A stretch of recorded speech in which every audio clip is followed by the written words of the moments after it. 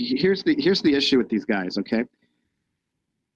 They listen to what people say about the doctrines of grace, and then they think that they're defending the truth against some sort of heresy, but they're not really examining the scriptures. They're not really practicing sound hermeneutics in the scriptures.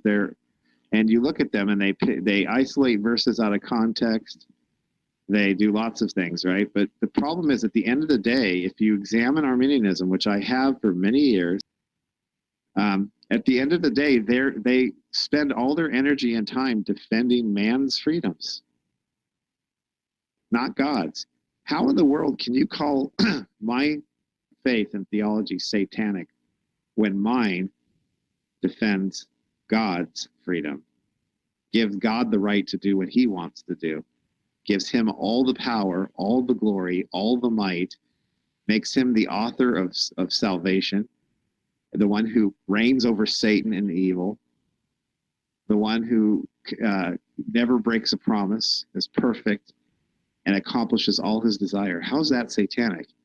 And yet yours has a God who makes promises that he can't keep, has desires that he can't fulfill, goes and makes the effort to save man, and yet loses the majority of mankind because he gives them free will. It's his way of loving them by letting them have free will. Let's look at this first off. I could go through and explain to you how free will couldn't possibly exist because of what it is, but let's look at this. So the Arminian will say God is all-knowing and all-loving, and he knows the future because he looks into the future, which the Bible never says. The Bible never says he looks into the future. It just says he knows the future, because why? He's the one that makes it happen. But anyways, so here you have a God who desires to save you, has the power to save you, but then gives you what he knows will damn you, because he knows what you're going to do with free will. And you're going to tell me that's more loving? That's more because you made the choice and he was being a gentleman? You know, is that really God? A God that sits around and waits for permission to do things? A God that has desires that aren't... Let me ask you a question. If God has one desire that he doesn't accomplish, then how in the hell can you trust that he can accomplish any of his other desires? When God says to you that he's going to do something for you, you can't trust him, because something might happen between the time he promises it to you and eternity, and he can't stop it because he can't violate people's free will. And there's like 8-9 billion people in the world, and he can't violate their free will. So you're going to tell me 8 or 9 billion people's free wills might not mess up what God has promised to you? And then you explain to me how the Bible was written without error, kept from error, and inerrant and infallible. How is that written with free will? If God didn't violate their free will, quote unquote, and keep them from being able to make mistakes, did they, on their own free will and strength, keep from making mistakes? I mean, go down the line. The Bible says very clearly that things are real. Okay? Love is real. Fear, sin is real. Righteousness is real. It never equates reality with some sort of separate existence from the control of God. So when people say, well, if man doesn't have free will, then his love isn't real. Yeah, you get that from Aristotelian Greek pagan philosophy. You don't get that from the Bible. The Bible doesn't say in order for love to be real, it has to be independent of God's sovereignty and ordination and control. It's real because it's real, because you actually have a heart that loves God and is inclined toward God, and you make the choice to love God. All those things are true. And at the same time, God authored that. You're saying if God is in control of things, they mean less. They're not as meaningful. How dare people say that if God is in control, it doesn't mean anything.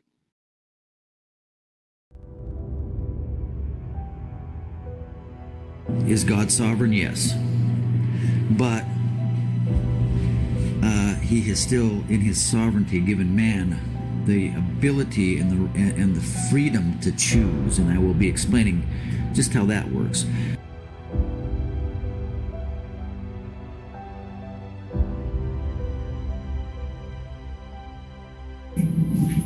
It's all just a matter of arguing. And they don't have the feeling of God's frustration and his longing to see people come to the knowledge of the truth.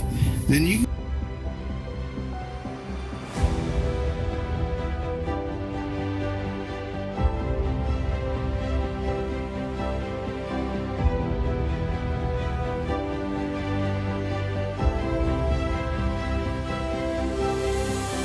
what the Bible teaches is that man does possess free will, and we do have the ability, even though, yes, we do have a sin nature, but we're not so utterly depraved that we can't, I mean, even my atheist neighbor can choose to do a good deed.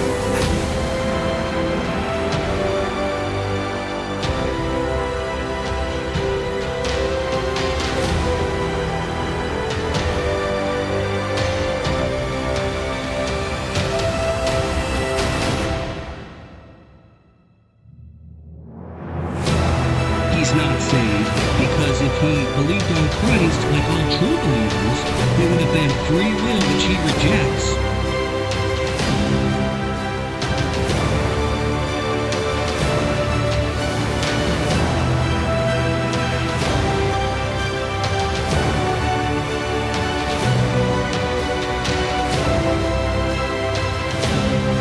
It's your seminary degrees and their big words, going around telling you that,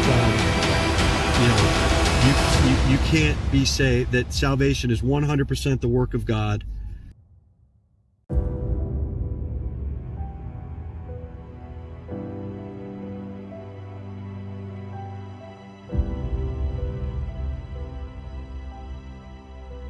I remember hearing an example of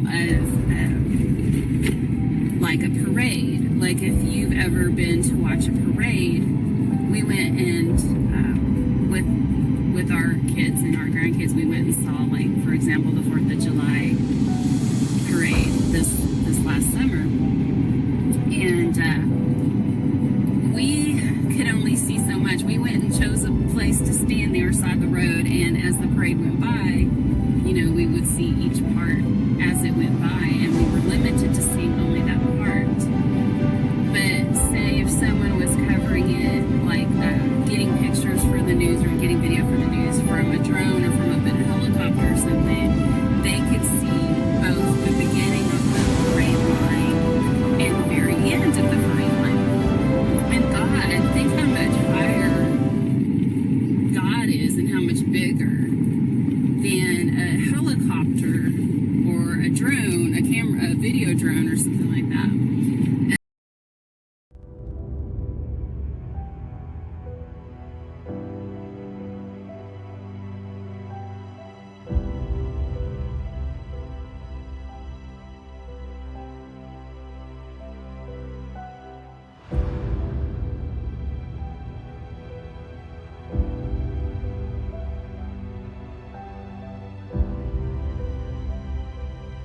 So I do want to talk now about the mystery of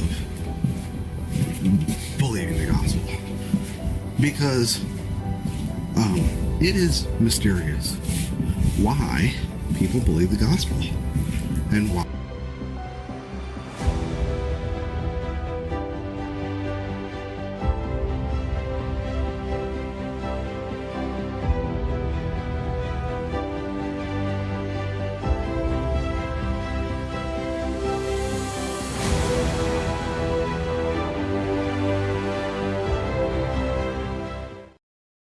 God essentially arbitrarily, easy for me to say, chooses who to save.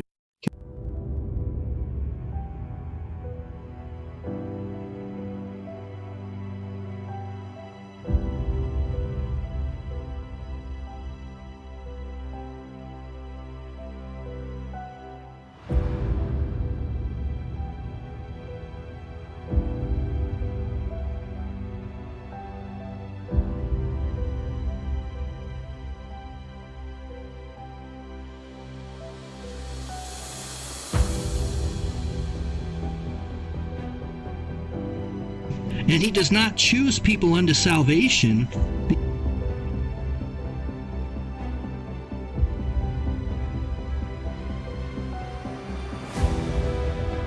Claim that they have nothing to boast about, but if God chose you unto salvation with the exclusion of others, then that's the epitome of bragging rights. And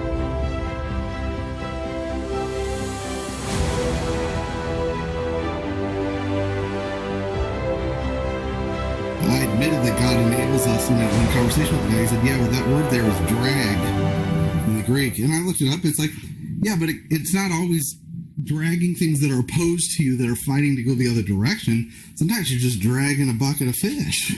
You know?